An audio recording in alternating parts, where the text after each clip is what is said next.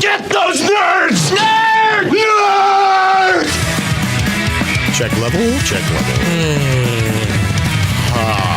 11 benevolent elephants. 11 benevolent elephants. What? I'm not sure where to start. Hello. Got a light. Oh, well done.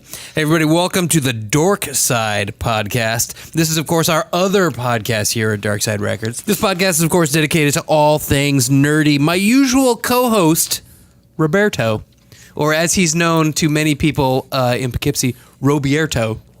Robespierto, is not here. He's in Scotland. Get him married. I think he's inside of a sheep's stomach right now. Oh, he's using a sheepskin condom. That's very Australian. I can't commit to an accent ever. Different nation of prisoners. Oh, whoa. Yeah, look at you, Scotland. Vague Euro. I consider that when you say like vague Euro, I picture like anyone of like a Slovakian like descent. Who like speak with like a quasi-Russian accent, who wear collared shirts and go to discotheques. Right, you like disco? It's good. Yeah, good. we It's dance. good. Yes, come on. Right. Come on, American lady, let's make a party time. Cheap gold and polyester. It's okay. We've now alienated half the world. No one's listening. In those parts of the world. Yeah. So I hear we're huge in Slovenia, actually. We're huge in Slovenia. Not so big in Slovakia. Slightly. Very Fuck different 'em. audience. Right. It's Whoa. It's like the schlemiel and the schlemazel. What? The schlemiel and the schlemazel. I don't go to delis anymore, so I don't know. One is the guy who spills the soup. One and the other is the guy who has the soup spilled on him. Those words are really familiar to me. Well, I know it as Laverne and Shirley, but it is like a Yiddish theater thing, like a Yiddish comedy thing. Well, so this podcast is, of course, dedicated to all the things geeky, nerdy, no music, just movies, comics. All the things I'm bad at. While Berto is not here, you guys are here for a specific reason. Since he's away, I thought we would take time. You could say in the nerdosphere, a very significant thing happened last night. Last night was episode 8 of Twin Peaks. And this episode of Dorkside Podcast, episode 7. Oh. We should have done this last week. Don't die. Episode 7 of Dorkside Podcast here. This is going to be all about Twin Peaks. Just a warning right at the gate. This is a spoilery podcast. Oh, yeah. We're going to talk spoilers. If you haven't watched anything at all, don't listen. I'm talking other movies. Anything. Any other movie. Harry Potter. Right. Any other movie. Gandalf dies in that one, so I hear. I've actually never seen Harry Potter. Yeah, I don't really. That. Yeah. It's not as much fun to make that joke without Berto here because he gets so angry about my lack of knowledge about Harry Potter that. No, does he actually die? Well, Gandalf, I can say outright, is a character from Lord of the Rings. Oh, see, they're almost interchangeable to me. I didn't even pick up on it. Good. See, well, potato. That would have got Berto like so riled up, right. You know, you could feel like his little nerd heart like palpitating with anger at me. Not so much in this crowd. So this episode is going to be all about Twin Peaks because last night was Sunday, June 23rd. Correct. And it was episode 8 of the new Twin Peaks. I guess it's not really a new season, right? It's the return. Well, yes, it is a new season because it's a continuation of the original story. But they're calling it a limited series engagement. event. Yeah, right. Yeah, like they're not calling it like season 3 of the show. They're using very specific language, which I assume is some lawyer shit. That's all Lynch control. Yeah, Lynch. With the first 2 seasons, Lynch, about halfway through the second season, David Lynch was like, I don't want to do this anymore. I have no more story to tell. And they were like, well, okay. And that's why you start to get other directors in there and you get like weird tangential storylines that really kind of fall flat. Really? Because he was just tired of it. And that's why it ended on the cliffhanger it did, because it was his big middle finger to the networks. And episode 8 is like the biggest middle finger ever. Episode 8 of the new season. That's how I felt watching last night. Because, I've always felt that the first 2 seasons, Lynch had to conform to network television. Mm-hmm. Now, network television conforms to David Lynch because everything that came since the first 2 seasons is derivative, I mean, I used to get people, oh, you watch the X-Files? It's just like Twin Peaks. No, it's not like Twin Peaks. You know, it's not even close. This is exactly why you're here. We have a special guest, Dan Aloisi. Yes. Friend of the show. Sure. Happy to have you here. Thank you. And of course, we've brought you here strategically because you are my resident Twin Peaks big brain. Lunatic. Yeah, you know so much about Twin Peaks. Never shut up about it. And I'm thankful for it. Yeah. Partly because I get lost so easily in the new series and forget all these you're so good at tiny little details, and I forget so many of them. But part of it is you're supposed to get lost. That's why I watch each episode like at least twice before the next episode. And see, that's what I like. I like that you do that because there's nothing else on. What am I going to watch? 90 Day Fiance? You and we get together on Sundays and we watch Twin Peaks together. That's what my wife is watching right now at home. No. Tell her we'll do an episode dedicated to that if she wants. She can come on. Okay. But I enjoy that because we watch Twin Peaks together on Sunday nights. And there's often things where I feel like I stare confusedly at the screen and then you'll say, oh, don't you remember that was the floating head from episode 2 that said the number 33 while flipping a coin. Right. And I'm like, oh, all right, all jar. that shit. Right. Into a jar of pickles. Yeah, yeah, exactly. Whatever. There's always humor to Lynch, except last night. There was no humor. No humor. But high art. I had a laugh. Really? We're in. The Nine Inch Nails. Nine Inch Nails. I also I thought that was really funny. Huh. I don't know if it was a laugh. It was more of a quiet chuckle. Right. But see, there's always a laugh in David Lynch. So there is one thing that we can come back to this later on, but I'll stay on the Nine Inch Nails being involved this episode. A number of actors, I assume, requested to be a part of the new series. This most recent episode, episode 8, featured, of course, Nine Inch Nails. The Nine Inch Nails. It's like my grandmother saying it. Yeah. The Nine Inch Nails. And I was fully convinced that Trent Reznor was going to be a character, not a musical performer. Who knows? Yeah, because nothing really happened. Right. Things happened, but nothing really took place in the current story after that performance began. Well, the stage of the Roadhouse is always like a conversational portal. In the first 2 seasons, you had all the Julie Cruz songs told the background of whatever was going on. As annoyed as some people were by Nine Inch Nails taking 4 minutes right in the middle of the show to do, a song from 2 years ago, I think it connected to the storyline. The song is called She's Gone Away. And what was going on at that time in the story connects through that. It's a very Lynchian thing. It happens in Mulholland Drive, the stage, the vaudevillian thing. He loves that proscenium theater and the big red curtain pull. He loves red curtains. It's even what we can only assume was the other lodge that was shown in black and white, where the giant was. He went and he stood on a giant stage,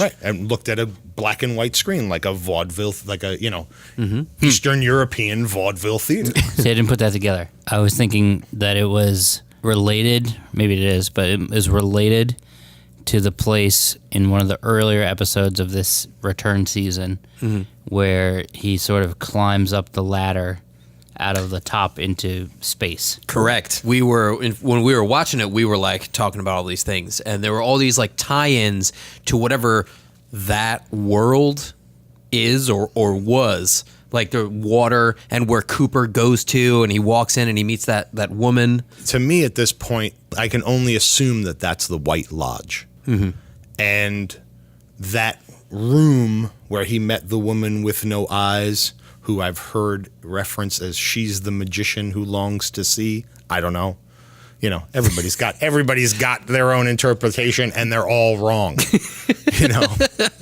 And that's the way Lynch likes it. Exactly, because David Lynch doesn't give a shit if you get it or not. He doesn't care. He has a story to tell, and he's going to tell it. And nothing is there to spite you or to piss you off, even though it will. It's just the way he's telling the story. But yeah, that purplish sea area, water, whatever, bound that area. ocean or whatever that was. Yeah. Yeah, with like kind of those floating towers and whatever. I can only assume is the White Lodge.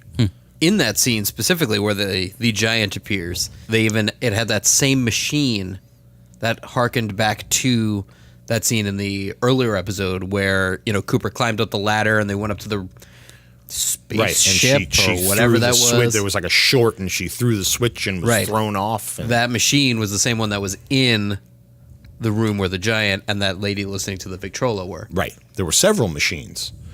There was There was one in that room. There was one in the theater room when the giant started levitating. Yeah, I loved last night's episode. I did. It was so fucking weird. We're deep into Lynchland. See, and it's funny that I like that you perceived it as like a middle finger. Like I love that you took it that way. I took it as like you made a reference to Lynch trying to get rid of like the fair weather fans. Yeah, plebes need not apply. Yeah, and I think that this is my opinion about David Lynch that David Lynch doesn't care about. I think that he was doing that with like the Dougie character. Like I think he like deliberately kind of made it so campy as like a no one's gonna pay attention because they're gonna think this is so fucking stupid, and then boom, last night's episode was like for that episode connected with me. Like I loved it and I felt it, and to me I was like, all right, cool, we're into something intense. Whereas the Dougie shit, for lack of an oversimplification, it just annoys me. I don't know. I didn't feel that way about Dougie. God, I hate Dougie so much. Well, it's not Dougie though. He drives me crazy. He's not Dougie. Right. Okay, I'm sorry. You're correct. He's like trapped. Right. It's infantile Cooper. Yeah. Which for Lynch is a very Zen thing. I mean, Lynch is into TM, and there's all this kind of Buddhist Zen throughout all of his stuff. Good and bad, light and dark.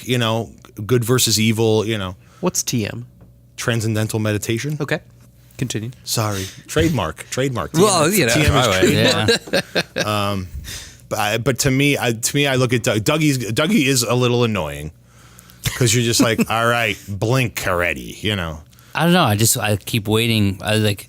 It's so slow that it's obviously deliberate. So the answer is right there, but I don't know what it is. Yeah, like I'm waiting for Dougie. Like when he's looking at those files and he's just like... Right, drawing. There's something there, and it always looks like a ladder. But it's that I think it's that childlike innocence, the good that Cooper is, that's inherent in him. Just like the ability to disarm the gunman. Here's Dougie who says 3 words and then all of a sudden is like... brain dead Cooper, right? But his instincts are still there, right? He just doesn't know how to like tap into them, right? I feel like it's more like he's been in the lodge for so long. There's like more of a readjustment, like it's exactly. That's how I take it as well. A relearning. Yeah. The way I see it going is that I think that there's gonna be like a click, like something's gonna happen and he's gonna like wake up. It's kind of started. Maybe that's what I'm waiting for. Maybe it's gonna be a slow progression. Maybe it's not gonna be like a light flashes and something turns on in his brain. Well, my thing is now that Mr. C, I know you hate it when I call him Mr. C. Well, for the listeners, evil Cooper. Okay, the doppelganger. The Cooper doppelganger. Bob Cooper. Okay, we'll call him Bob Cooper. That's got a good ring to it. Last night he was shot, but sat back up, opened his eyes. Who is he now? Because then that jumped to all that craziness. Thought. Yeah. Which I interpreted as Bob has left him because we've gone to this, just as when Leland died, Bob left Leland. Well, where did Bob go now? Bob went to Cooper. So now Bob has left Mr. Doppelgang, Mr. C. Oh, look at you. I'm trying to keep it so it's coherent. I was gonna say DB Cooper. DB Cooper. Would it be DG? Like the escaped convict. Well, the DB Cooper thing brings in that whole kind of CIA covert ops. Here we go. And, you're going to go down a rabbit hole. But welcome to Lynchland. Was it a coincidence that there was a mushroom cloud on the wall of his office? Wow, It's the I blue didn't ro- even think about It's that. the blue rose. I'm waiting for the blue rose. I know. It's all the blue Wait, rose. I can't tell you there what was that a means. mushroom cloud in whose office? Gordon Cole's office. David Lynch's character. Yeah. There's a scene where they show him in his office, and he calls in his secretary Yeah. or something. Right? He's talking to his secretary or something, and, It's and, happened several times. and behind his desk, directly behind him, is a picture of a mushroom Huge cloud. mushroom cloud. I kind of remember that now. Yeah, because I And remember then- going like, "What an interesting picture choice to have behind him." Wow, David Lynch, you're so wild. Now it's But and that's the argument that everybody has is that to me everything David Lynch writes, everything that's on film, it's there purposeful. There's no Yeah. there's no mistakes because even the mistakes, just like Bob, are now incorporated. yeah. You know, You're of course referencing to that the actor who portrays Bob initially in the series, he was actually accidentally in a shot. yeah, he was the in a sound reflection. man or something like that. Yeah, Correct. Yep. And David Lynch used it, liked it, and just put him in the show as Yeah. the main villain. as like the most evil thing to ever be put on television. And it's so funny that On a lark. this happy accident that happened is definitely Jenny, my fiance. Just gonna put that out there. Jenny. Last Darkside podcast, you called her your girlfriend. I know. several times. I thought about it. I The didn't say times anything they now. are a change. Yeah. You got to ease the listeners in. Can't change too quick on You people. start with one finger and then you build your way up. That's right. And then one in the steak.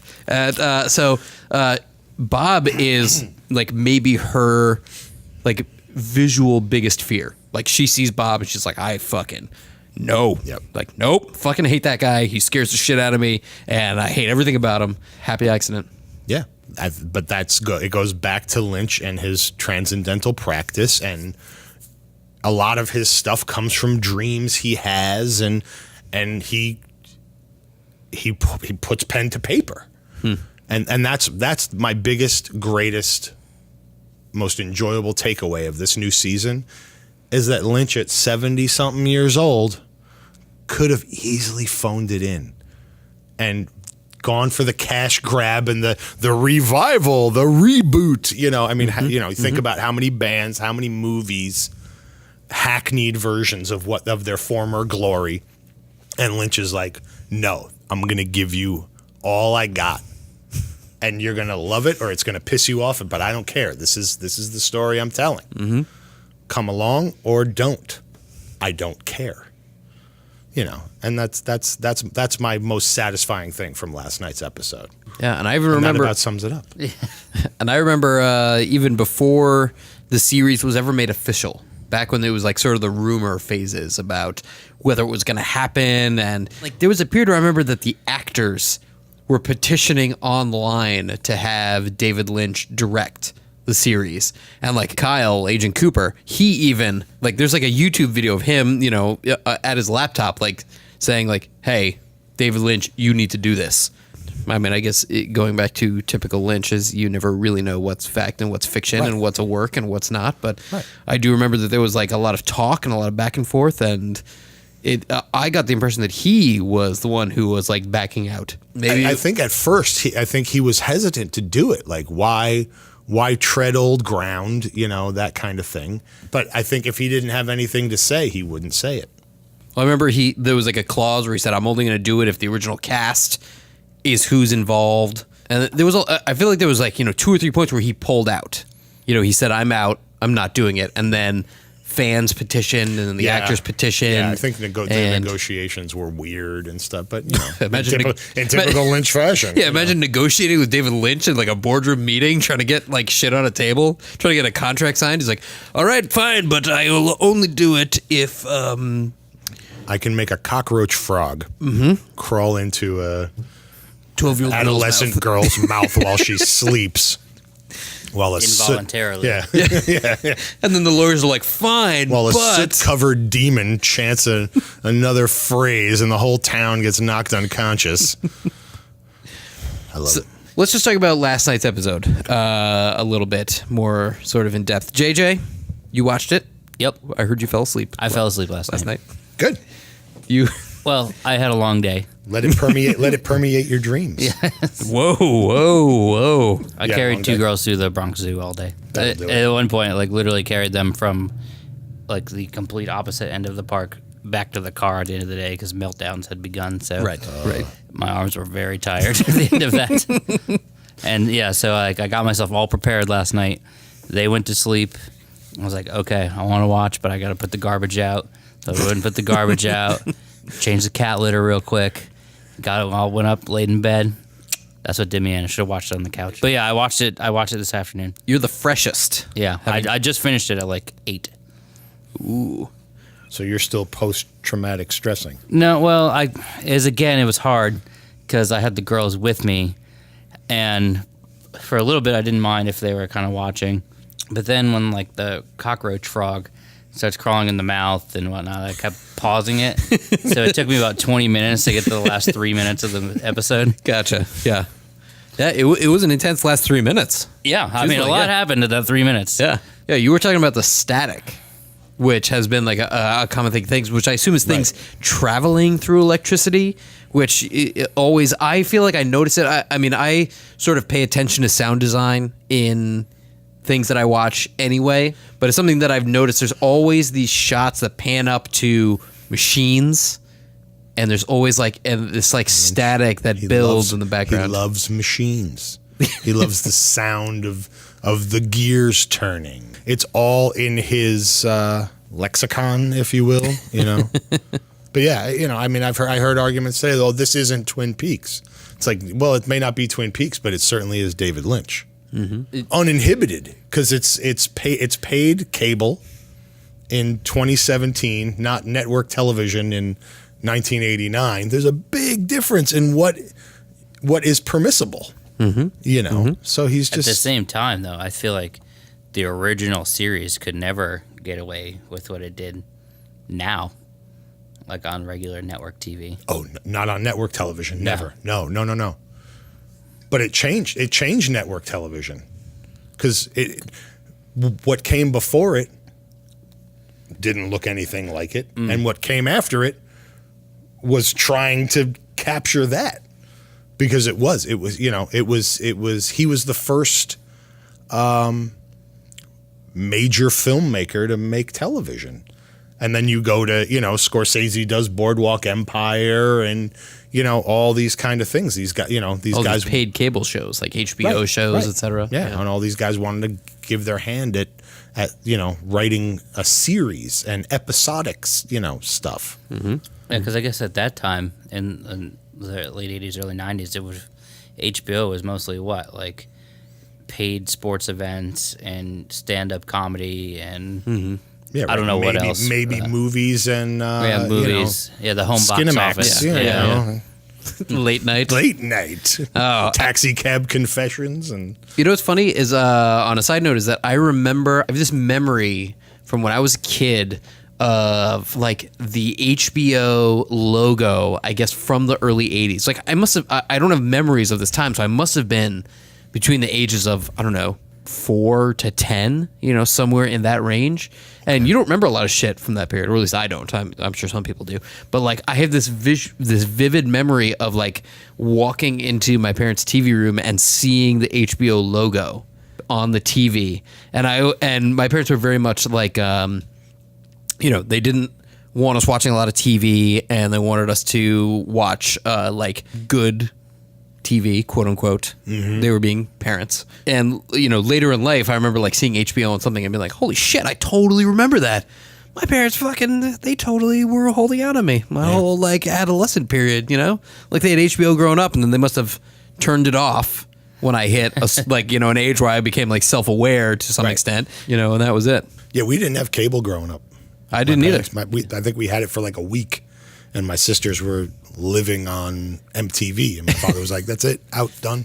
Yeah, I think we had cable. God, I think we didn't have cable until I was 17 or 18 or something like that. Yeah, probably I would say about the same for me. Because I remember going to my friends' houses to watch MTV and to watch other things. I wonder if it's just a slight generational thing.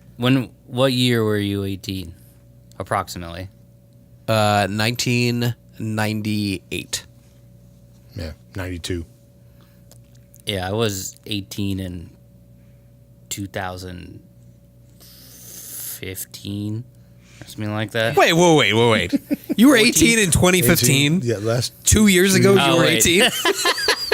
I forgot what year it was. Yeah, I've said it by that. Oh, man. Whoa. I meant 2005. Sorry. Because I don't know if I had a cable as a kid, but definitely as, around 8, 9, 10, I can remember watching Nickelodeon, which I'm pretty sure was cable only. So Correct. I think you're correct. Yes. Yeah. I definitely had cable at that point. But still, like, there was more emphasis on network shows then, because I can remember, like, Sunday nights we'd watch Full House. And Right. No, that was it was like a Fridays, whole- right? was it Fridays? TGIF? GIF. Yeah. It was Full okay. House and Urkel, Step by Step. by Step. There we go. Yeah, Or Urkel. Family Matters. Yep. There you go. Yeah. Yeah, and you had NBC's shows that you had Seinfeld, Friends, all the NBC shows.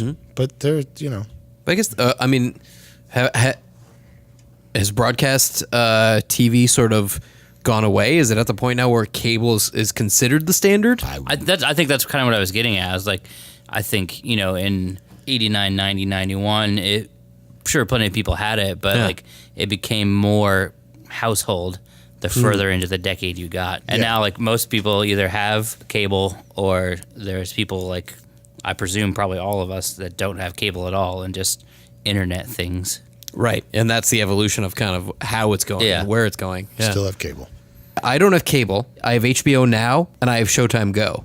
Oh, there you go. Or whatever the Showtime app is called. is, right. But it's all on demand, and I have an Apple TV, and I just patch it in through that, and I watch those things. Like Twin Peaks, we just watch live through the Apple TV, Right. like no cable. See, I pay an arm and a leg every month to get commercials of the product that I'm already purchasing. The thing about commercials on internet TV, though, is that they're not really there yet. Yeah. So you're getting the same three over and over again. And also that decibel, like the volume thing isn't regulated like TV. So you're watching a show and then fucking download the HDTV app is 40 decibels louder than everything else. Sound design. Sound design. Well played. Well played. Thanks. So I looked at the Wikipedia page for the new series, and I read the description for last night's episode, which, truthfully, I felt like actually, I don't know if it answered questions as much as it sort of raised alternative facts, alternative viewpoints that I had not realized. Sorry, should I not have used that? You don't have to use that term. Okay, sorry.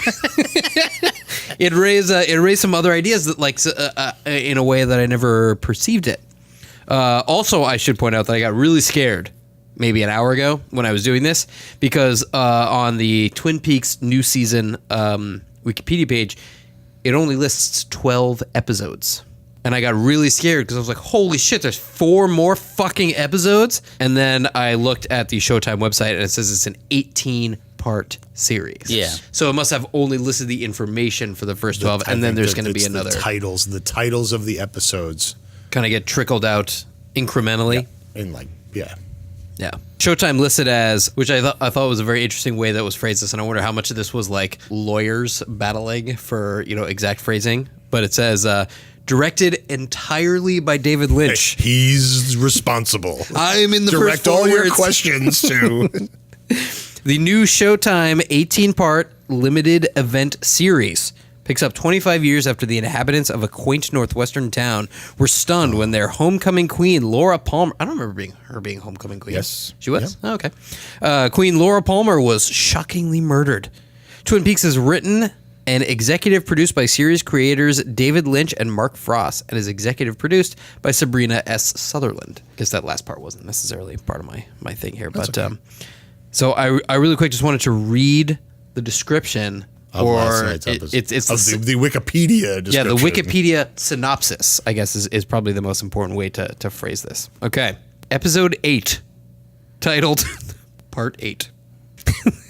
Really? That's what it says. It says the tagline is, Gotta light. Yeah, I was gonna say because I watched it on Amazon and it gives you that title, and so this was God of Light, and episode 6 was Don't Die, and I can't remember last week. Right, yeah. So here's what it says, and I just wanted to read this really quick, and then we can discuss. For those of you who have not watched the episode, go fuck yourself. Too late. Yep, you're fucked. Cooper's doppelganger demands information from Ray, but Ray shoots him.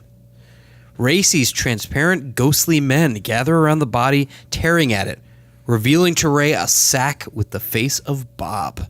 He drives away and tells Philip Jeffries. It's my other hope for this show. Who is Philip Jeffries? Philip Jeffries is a FBI agent who, according to the story, went rogue.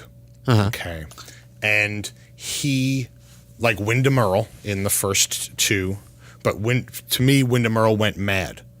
Jeffries was successful in decoding or connecting to whatever Project Blue Book and the Blue Rose is. Okay.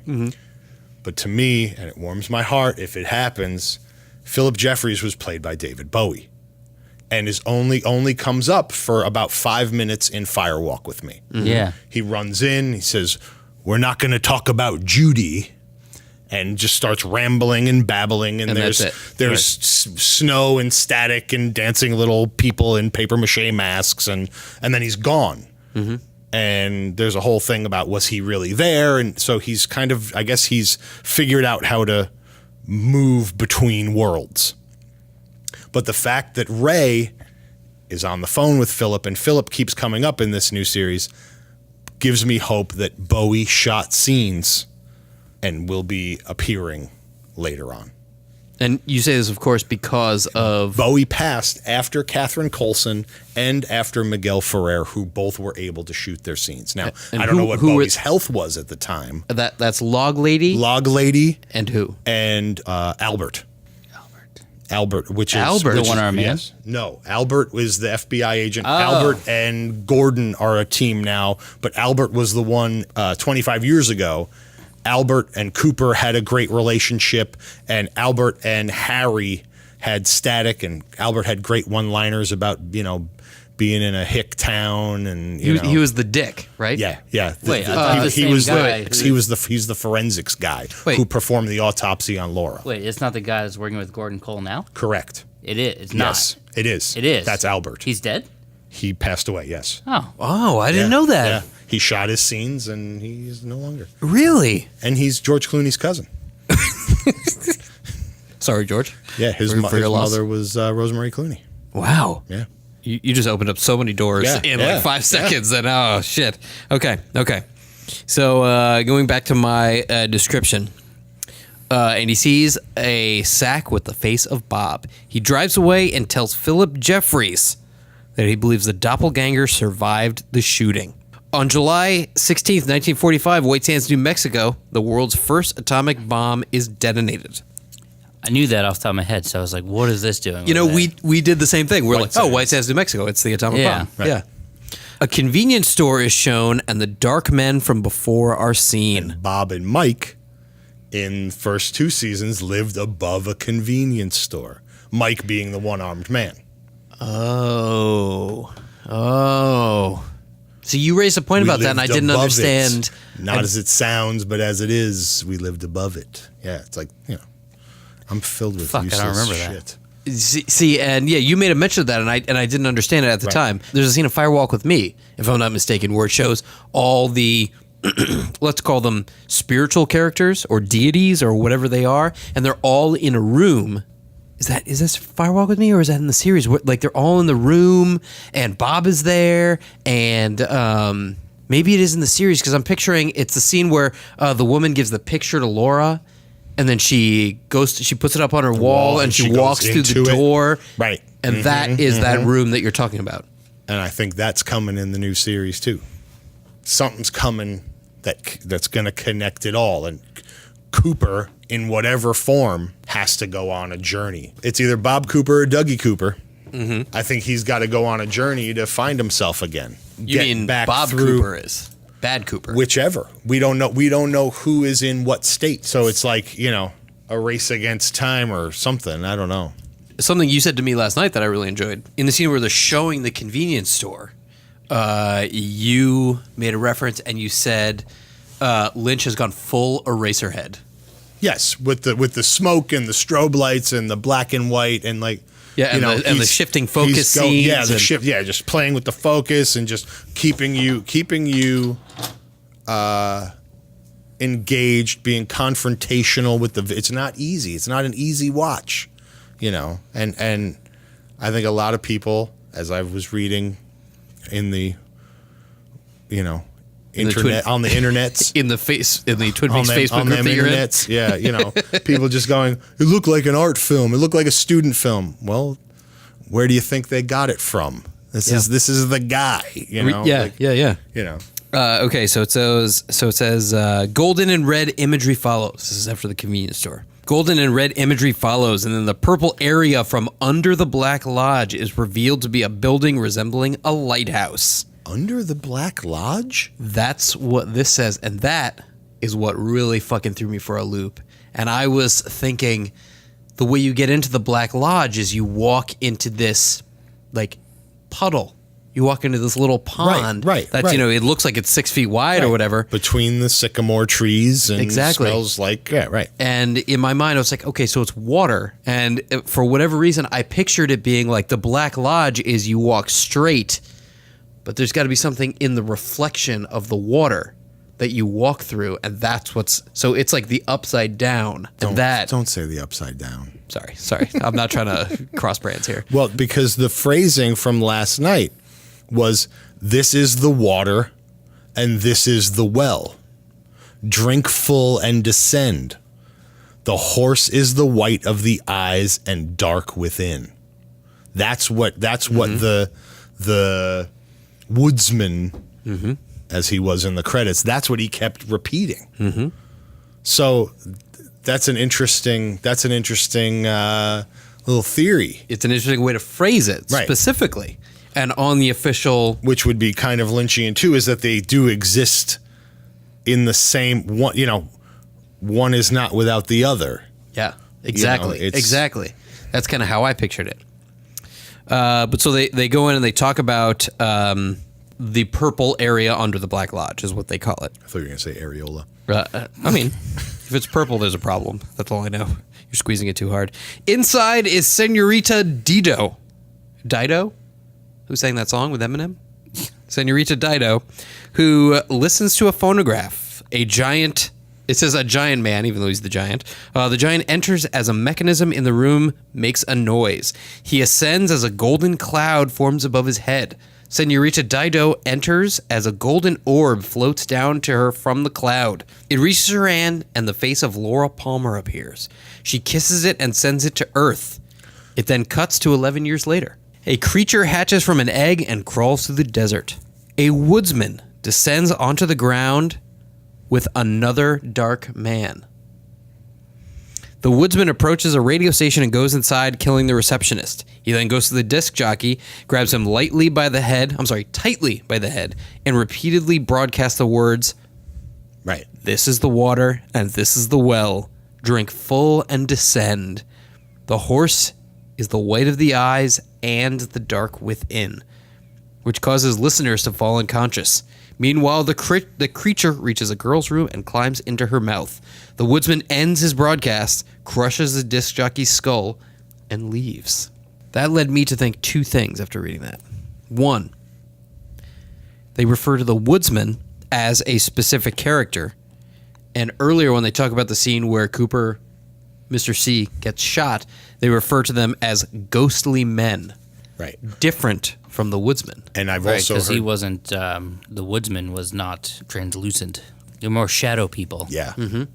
And when we were first watching that, what I thought was happening is I thought Doppelganger Cooper, Mr. C, got shot. That was the Black Lodge bringing him back. Kind of like the last scene in Ghost, if you're familiar with that movie, where these shadows come Patrick Swayze, yeah, and they take the guy dies, and the shadows come, and they take him back, and they take him down to hell, and that's what I thought it was he was evil, but like the Black Lodge couldn't do anything. But now that he was dead, they were like, "Fuck you, you're coming with us." But I was wrong because he's still there. But were you? They did seem to pull out Bob. in a sack. Because that's all they wanted. And then I was questioning, were they there because they were like the keepers of, let's say, the realm? They were the keepers of the Black Lodge, or were they there because they were Bob's Servants of the Black servants? Lodge. Well, were they servants of the Black Lodge, or were they servants of Bob? Or were they just like Bob? Were they other Bobs? My wife had an interesting theory on who the shadow people are. I'm ready. When the nuclear tests first went off, it was like a big social event. And people came and watched the bombs explode from a distance. This is not mentioned in the series. No, but this just- is fact. This is American history. right. And there were people who watched the bombs explode and were exposed to this radiation. Now, taking Lynch's theory, here we go. Splitting of the atom split the Black and White Lodge. Created the Black and White Lodge. Okay?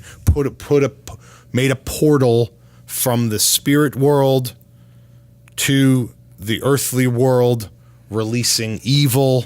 It's the evils of men, but that the shadow people or the woodsman or the smoke bum or whatever, the guy that was roaming the halls and was in the jail cell with fucking together with that he was Shaggy, there. with Shaggy Doo, who we haven't fucking seen. hate that guy, Matthew Lillard. Yeah, we haven't Fucking seen hate yet. Matthew Again. Lillard. No offense, Matthew Lillard. Total offense. A little bit. He's listening. I don't. This is for Scooby-Doo. But that those shadow people were the victims of the radiation at the bomb testings because it was this yay bomb, let's serve hot dogs and popcorn and expose ourselves to tremendous amounts of radiation and get pulled through a portal, releasing all the evil into the world. Wow. Right? So interesting theory. No, that's a very good one. My theory on that, when I was watching it, was the bomb opened a gateway between two worlds unknowingly. But the scene in front of the convenience store where everybody was walking back and forth, to me, really reminded me of like molecules. They were like atoms shooting back and forth and magnetically opposed and attracted to each other and forming towards this thing. And the the convenience store was exploding. And that was what in my mind, artistically got out of that. I was like, we're watching like atoms and molecules going crazy in this explosion. And so that's what those guys are. Those guys are like on a subatomic level. Or that's what they represented. That's how they weren't necessarily actual people. Like the doorway was open and there were these molecules that were moving and they represented the change that was happening. I guess then in my version, they're not related to the shadow people that pulled Bob's sack out. I should probably phrase that differently in the future. But I don't know. I'm just going off my head here, but the tractor beam of particles that are passing past the giant and reaching back to Earth kind of seemed like it was coinciding with the bomb. So it was at the arrival of the split of the atom. And like he's taking it from elsewhere. Like we didn't actually do it. And this is the arrival of them. Not it created them, but it brought them.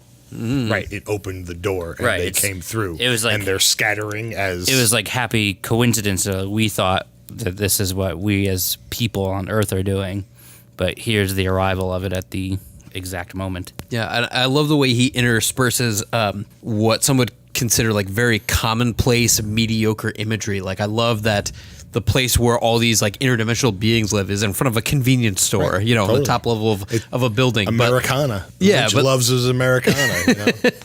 But really, it like represents something totally different. Opposites. Yeah, When opposites. when the young kids walked out at the end, though, were they walking out of the same convenience store?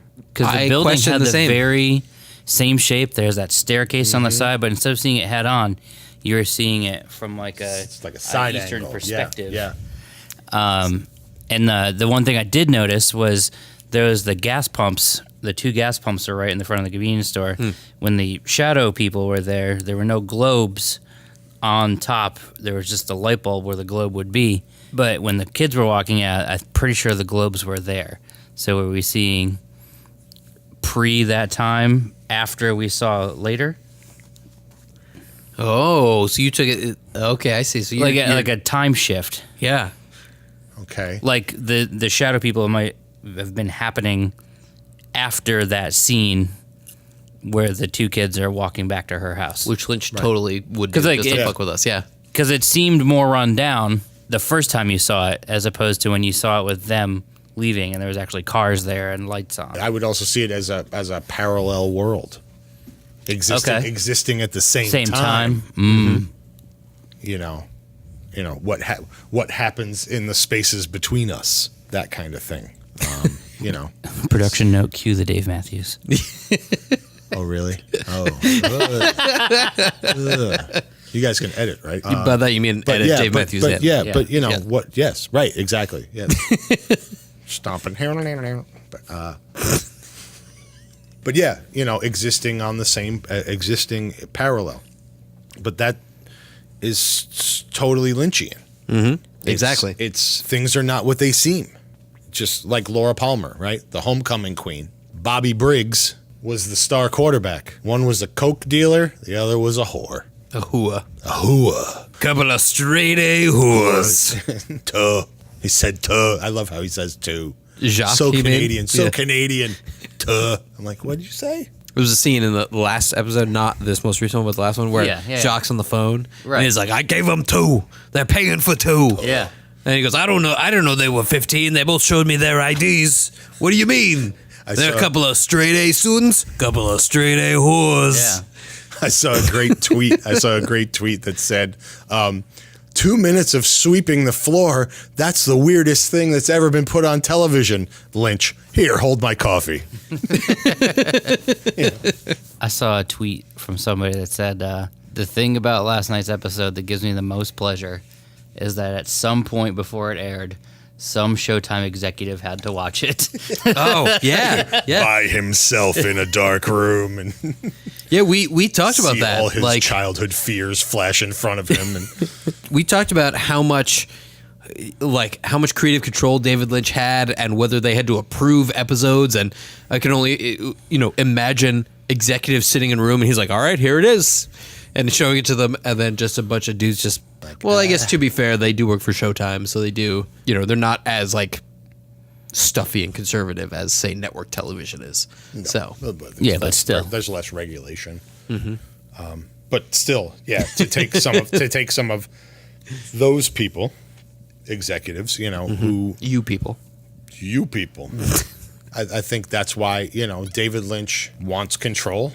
Needs control, because he really could have caved and cakewalked and just said, "Yeah, sure, I'll give you what you want." He said, "No, I'm gonna make this the story I need to tell." He wouldn't make it if he didn't have something to tell. But as a fan of David Lynch, for me personally, I could always say, David Lynch has never made a bad movie. You may go, "What the fuck did I just watch?" But that's a reaction, so that's not a bad thing. That you'll never walk away indifferent from any David Lynch movie. He will get you somehow. Did we all go together to see Fire Walk with Me? Yes. Yeah. And you sat a row in front of us? Yes. That's right. And I remember the first time I watched Fire Walk with Me, all I could think was, I fucking hate this movie. This movie fucking sucks, and I have so many problems with it, and there's so many things about it, but at the same time, that's what makes the movie. Correct. That's what makes it I hesitate to say as special as it is, but the scene with David Bowie in Fire Walk with Me, I remember in the theater going "Oh right, I remember how much I hated this," because he's in it for fucking 5 seconds and then that's it. Just fucking, we never mention it again, and that was actually my biggest fear going into this new series. Was I was worried that it was going to be a series of episodes that don't go anywhere. And I was really worried when they started showing, it felt to me like every episode was a guest star. I know all these actors wanted to be a part of it, and it seemed like everybody kind of got their episode, and then that was it. And then we never mention them again. We never see them again. He never comes back. And I was worried, even until I guess it was episode 7 where Ashley Judd came back. Right. And I remember specifically, I was like I think we were chatting on Facebook, and I was like, oh, thank God, Ashley Judd is back. And you were like, so what? And I was like, well, it sort of nullifies my theory. At least someone has come back for a second somebody's part. come back a second time. So it's not what I thought it was, is Michael Cera coming back? Oh God, he was so far. I think it's the only part I haven't really enjoyed. I just kept He's going. my least favorite part so far, for sure. I just kept going. But I think that's what why am I liked it. I know. And the fact that it was the wild one. Lynch always has a thing for Brando and bikers and that thing. I also love that Lucy doesn't understand cell phones. That I'm fine beautiful, with. beautiful. That's fine, but fucking Michael Cera, his whole fucking scene where he had actual dialogue, like I remember was like, to me it was pulling fucking teeth. It was really it felt really long. Which I know, like that's his thing. All these like long drawn out scenes that go on seemingly way too fucking long on purpose. The sweeping, fine. Show me another 130 seconds of sweeping, fine. Fucking Michael Cera. Oh God, it was the worst part. I was excited to see Harry Dean Stanton back in the trailer park. Because like, oh, are we gonna get something out of this? And also, I don't remember. Like, they don't really tell you. That must be South Dakota, because that's where they were in Firewalk with Me when Chris Isaacs disappears. Right. So they're tying that South Dakota back to D.B. Cooper and Ray. And in fact, when I was looking at the Wikipedia page, I a little bit wish I hadn't, because I happened to glance my peripheral vision at some actors who they've named who are going to be in it, and I saw one and I was like, well, shit, I shouldn't have looked at that. Now I'm mad, because I don't like spoilers. I like going along for the ride and not knowing. I don't look at the internet stuff. The dirt sheets. No. I don't care. Yeah. I just want to watch. I look at it for a lark. I look at it for people who have interesting ideas about what is going on, because that's part of it, is to discuss what you've seen. Because I watch it alone, so I'm always like, I don't know what's going on. It's Sunday night at midnight by the time I'm done usually, and I'm going, well, I'm gonna go to bed now, I guess. That was a thing. but I can't go to sleep. I don't know why. To be fair, I feel like when we watch it, it's still I'm in your shoes, and then I turn to you and I'm like, wait, what the fuck just happened? And you're like, don't you remember that was the thing from 2 episodes ago with the cherry tree and even that the creature that I've heard her referred to as the mother, the creature that came in the box that mauled the only nude scene that we've had in the show. I'm a big fan of Lynch nudity, and he needs to step it up. Like, come on. Sorry. Let's see that Phrasing. Kyle MacLachlan dick. yeah, No. But Kyle MacLachlan better get an Emmy or something for this, because it's monstrous. It's monstrous what he's doing. his in this multiple role, in roles. this role. Crazy. He's stretching every muscle. He's he's doing it as the entire breadth of his craft. But I've seen them. So they reference the mother, and so she puked out that world, and you saw the head of Bob Right, again. Bob came out of it. And to me, when that first happened, it looked like creamed corn. You remember that? You know the scene we're talking I remember that. The I don't puking? remember seeing Bob's face though. Oh, so in the puke, it had this whole thing where the puke was coming towards you and the camera was moving forward, and right where they intersected was And the then sack. giant rewatched it on the screen and stopped it at Bob before he levitated. Oh, in last night's episode? Yes. Correct. I was still stuck in the box when they get mauled. Or Correct. eaten. Same creature. Is it the though. same creature? That's what I was thinking about. I think it is. I mean, I guess we'll never. We might know. I read at some some. I point. read some interesting theories about. I want to see it all tie together. Like, I want to see that first episode come back around and figure out why that kid's being paid just to watch the box. And It also might not come. yeah, I know. Yeah, I know. That's, that's the beauty of it all. Is that Like, I found it rather disturbing to watch the child get run over by a truck, and I want some explanation for that. you brought up Harry Dean Stanton. Love Harry Dean Stanton. Yes. So Carl, Harry Dean Stanton, gets into the truck to go into town before the kid's killed. The guy takes the ride with him. Yeah. Okay. In the discussion, talked about going back to the trailer park. Comes up in the discussion that guy's wife's name is Linda, which goes back to the Giants' first thing said in episode 1 was 4:30, Richard and Linda, 2 birds with 1 stone. I don't know who Richard is, but the guy driving the truck in the credits is listed as Richard Horn. The guy driving the truck? Yeah, that ran over the Killed kid? the kid. If you look at the credits, he's listed as he's a Richard horn. Horn. Is that Bob Cooper and comatose Audrey's love child? Whoa. Or is it Jerry's son and he's so high he doesn't know he has a son? I think I'm high. Wow, I never thought about that at all. I Wow. loved that intro of episode 7. That was my favorite. Comatose Audrey? Because they were bringing up theories about, because he said Doc Hayward saw him go in there and leave the hospital, and he was in with Audrey Horn. And then there was the whole thing with Diane, that Cooper went to him too, went to her too, and it looks like Diane fought him off. So is Cooper Bob trying to spread his seed?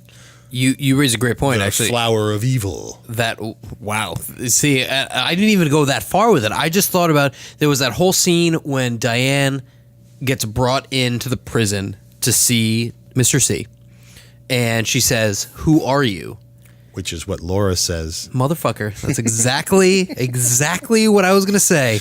And all I could think about, even when they first introduced Diane and she was hesitant to go see Cooper, my mind immediately went to a place where I said, fake Cooper went out, went straight to Diane and did something fucked up to her. Whether he raped her, whether who the fuck knows in this Lynchian Twin Peaks universe, whatever he did something super fucked up to her because she thought that he was real Cooper, but he was not. Right. And that's why she said exactly that phrase when she saw him. And they've never alluded to it. They just had the thing where she did the shot outside and she was visibly upset. But as soon as she hesitated in my mind, I was like, he did some fucked up shit. Like he went and he fucked over Cooper in every way. Well, because he knows everything about Cooper, so he just fucked his life over. Right. He is Cooper. Well, yeah. I'll throw this out you. Oh, God damn it. It's not Cooper or Diane. It's been Jeffrey and Sandy from Blue Velvet all along. What the fuck, man? Don't fucking bring up other David Lynch They're films. just in this aliases. shit. They're just aliases. They're operating under aliases, under the auspices of the FBI, and it's Jeffrey and Sandy all along. They found an ear, and See, and you said that to me when they first showed Diane, and it was Laura Dern. You said, there's the connection. Here it is. I also loved Diane's color palette, which was the red, the black, and the powder blue, which is the same color palette as Lil, who was the one wearing the blue rose that you can't talk about. Mm-hmm. And it made me wonder if Diane functioned in the same way Lil did in communicating in code, and is that the term of a secretary? You know what I mean? To be like a code talker. The saddest thing that I couldn't stop thinking about after you told me that was I was like, is fucking David Lynch setting up franchises? Is this his fucking Avengers? Where he's tying all the fucking movies together? Like, right. One is your fucking Iron Man and one is your Captain America, and now you're coming together, and this new season is like, we had no idea at the time, but he was just making his fucking, like, his thing where everything comes crashing together in these universes. He's said that several movies exist in the same universe. And then you have somebody like Balthazar Getty who shows up, who was in Lost Highway, behaving a lot like Dennis Hopper from Blue Velvet, saying, "Have you ever studied your hand?" Which Hopper's character did all the time in that movie. So it's like, if you look for it, he'll give it to you, but he'll never give you the answer.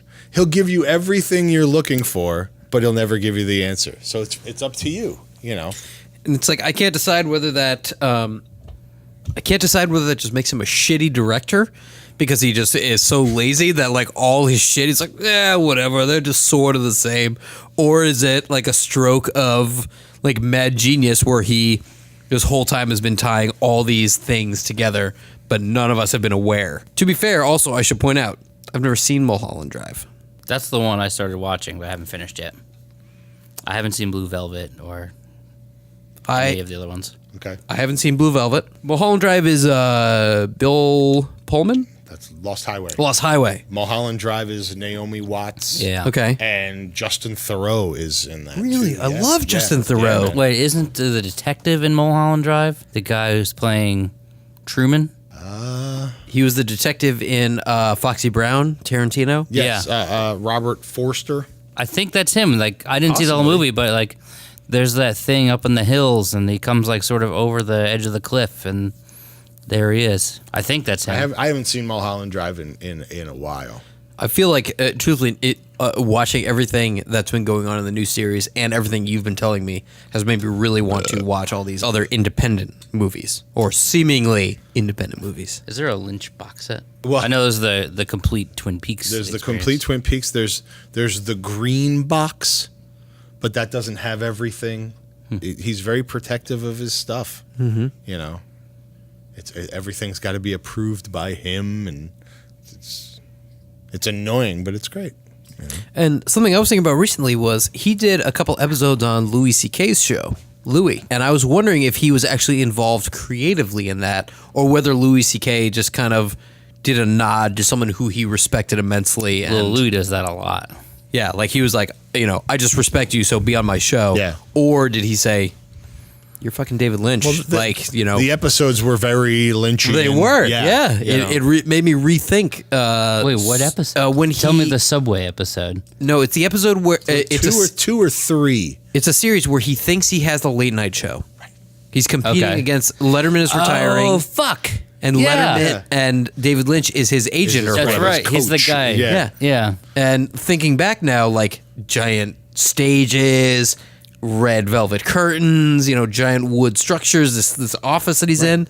I wondered how much was, again, I wonder if it was just like Louis C.K. saying, I respect you, here's a nod to you, or be involved. I think it was probably Louis C.K. as a fan Yeah. on his first night going up as like a young comic or whatever, or thinking about what it would be like to have the show. And being like, this would be totally surreal. It would be like I'm in a David Lynch movie. That's it. We're gonna get David Lynch and do this whole thing, and that's it. And the episode writes itself. There's a scene in those Louis episodes. There's one where Louis C.K. sucks as the host, and so David Lynch says, "All right, I'm gonna watch me. I'll do it." Yeah. And he hosts it, and he goes up and he like is to a crowd that's not there, and he's like cheering for the applause and everything. And I loved those scenes. I loved the way he did that, and it was so fucking David Lynch. Right. He's a character onto himself. Yeah, which is honestly, I don't mind him as Gordon. I love Gordon. Yeah, like it's a dangerous sort of territory when you insert yourself as a character in your own series and in your own creative thing. It can not go well for people, but Gordon and David Lynch. Well, I love the story on Blue Velvet, because David Lynch doesn't curse In real life or in real life. He doesn't curse, but he wrote this dialogue for Dennis Hopper that's just expletive. in the scene And about Sicilians? you're thinking of True Romance. That's True Romance? Yes. Holy shit, man. This whole time I had those two movies fucked up in my head. All right, sorry, continue. But yeah, so Lynch doesn't curse in his real life, but he writes the script for the character however the character would speak. So Dennis Hopper used to get his goat a little bit and be like, David, what does this say? I don't know this line, David. And he would be like, you know what it says, Dennis. Like, just read the line, jerk. Whatever. And I love that. What he creates is different from who he is. All right. Well, listen, let's do two quick questions and then we'll kind of wrap this guy up here. First question is, how do we feel about the series so far? New season. Positive, negative? You don't have to go in depth. Intrigued. Yeah. Right. I'm in. Right. Like, Right. I'm in. I feel good about it, and at the same time, a little bit worried because I want it to be good. I may have mentioned this previously, but I also sort of wonder when the original series was on, how did people react, and was this same thought process that I'm having, was it the same one that people had at the time 25 years ago? I think I was too young even to know, you know.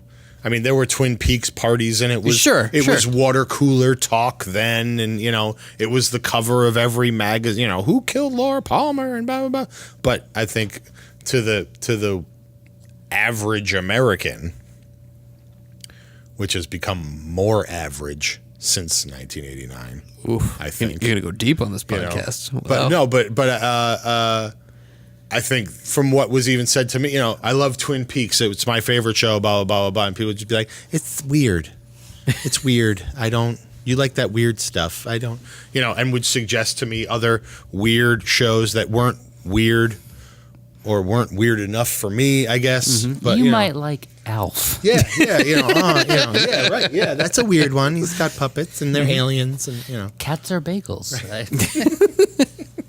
That's part of it, and it's the same thing now. I go back to my first kind of statement is that like I'm just glad he's not sitting on his laurels, and it wasn't for a cash grab. He had a story to tell, and he's telling it, and he's telling it how he only can tell it, and everybody else will catch up in 20-something years.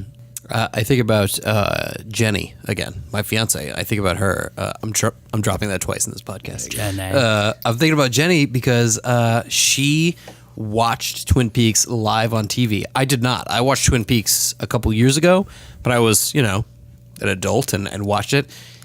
And she was 9 when she watched it for the first time, which I guess also maybe explains why Bob was so scary to her. But that's such a funny... I can't imagine watching Twin Peaks and being 9 years old, and what effect that would have. I guess you can look at Jenny and see what I watched it my freshman. You know, that was my freshman year of high school, 1989, and I would watch it by myself in the basement of my parents' house. Wow! And if you disturbed me while Twin Peaks was on, it was the wrath came at you, and it's God, Mom, why you always do this? Yeah, it's the only show since then that has this is to me this is the be all and end all. It's the, you know, so, you know, or else I need psychological evaluation. I assume we all do. Let's just be real. All right, and second part of this question: predictions, hopes.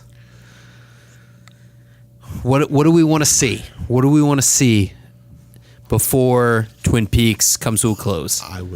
I would love if Bowie shot scenes. God, I can't believe you even said that tonight. That just fucked my shit up that would so just much. be- I feel like I'm going to be disappointed now if we didn't. I know. God damn it! Why did you say that? But it keeps Shit. it keeps coming up. It keeps coming up, and I think that's one of those things that because Lynch is so secretive.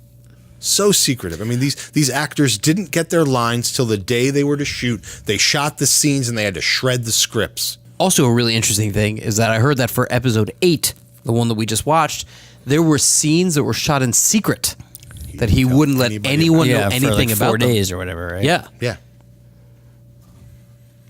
God damn it. Yeah. Dan, God damn it. Yeah. Aside from Bowie, I'd like to see Chris Isaac. I would love if Chris Isaac came back again. I would love that too. Oh my God. It would like close so many doors that have bothered me for so long about this franchise or whatever you want to call it, this story, this universe. Like if they touched on Chris Isaac, I guess, and David Bowie to a lesser extent, it would make me so happy. I want them to get back into the townspeople too. Yeah, that's I want to know what Hawk is doing. Right. Mm-hmm. I would really love to see the original Sheriff Truman, even though I know we're not gonna. Bobby and Shelley and Ed and Nadine. We haven't seen Ed at all. Right. We've seen Nadine briefly. Right. Yeah, really briefly. What about Leo? Right. Leo. Right. Leo Yeah. Johnson. Yeah, that fucking what guy. happened to Leo. Right. I think Leo's done for. We got a lot of characters Wait, to didn't bring we in. see Laura's mom for a second? Yes. Yep, right. very briefly. She did not look well. No. And there were She seemed like she was still there were standing- mirrors all around her, and she was watching like Puma's Mall, like Yeah, a yeah, gazelle yeah, or yeah. something, Yep, and yep. watching like Intensely. enthralled. Yeah, I'm like, okay. Like I thought she was going to be the new Bob. Yeah, well, as soon as we were back in that house, I was like, what's going to happen here? Yeah. Something's going to happen here. Yeah, yeah.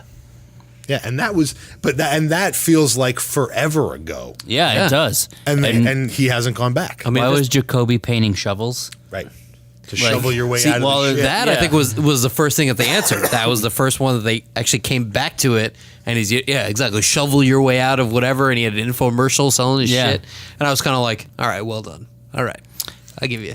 What about how the weird computer monitor came up out of the sheriff's desk? Oh, that was so good. That's just Lynch fucking around with like mechanical stuff. I loved that. I was like, God damn, I wish that was my desk. That's so Well, amazing. have you ever seen Pretty as a Picture, the documentary about his making of Lost Highway? No. And you go into his workshop. I haven't seen Lost Highway, so clearly.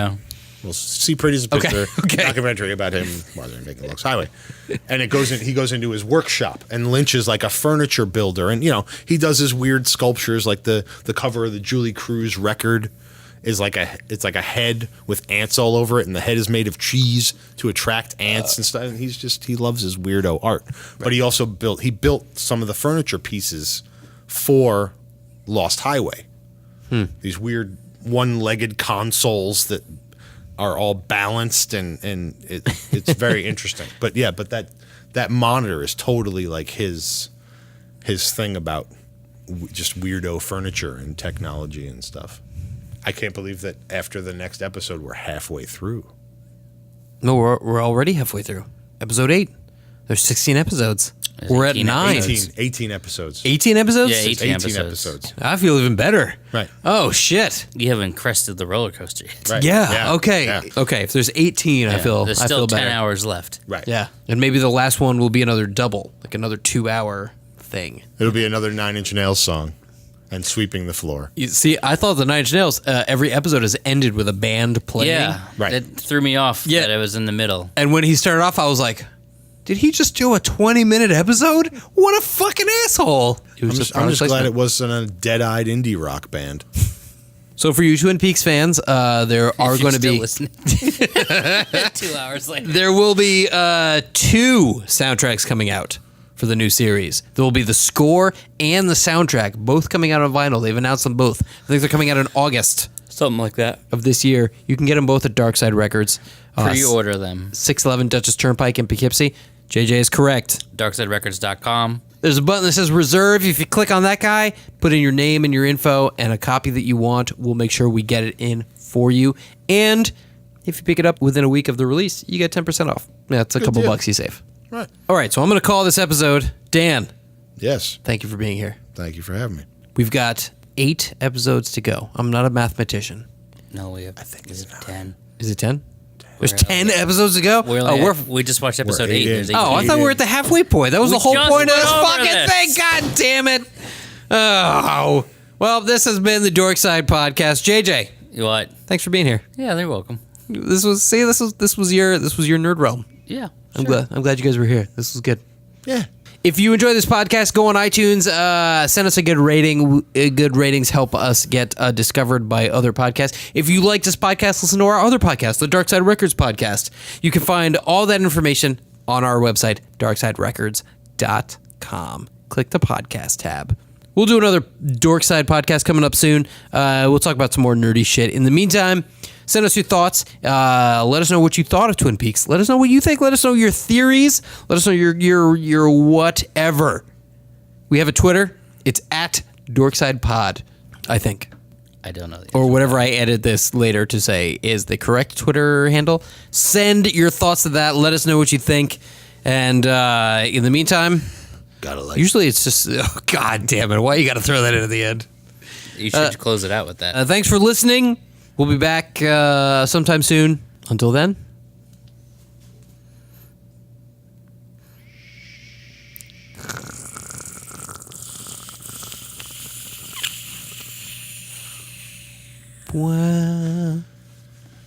That was me trying to do the theme song.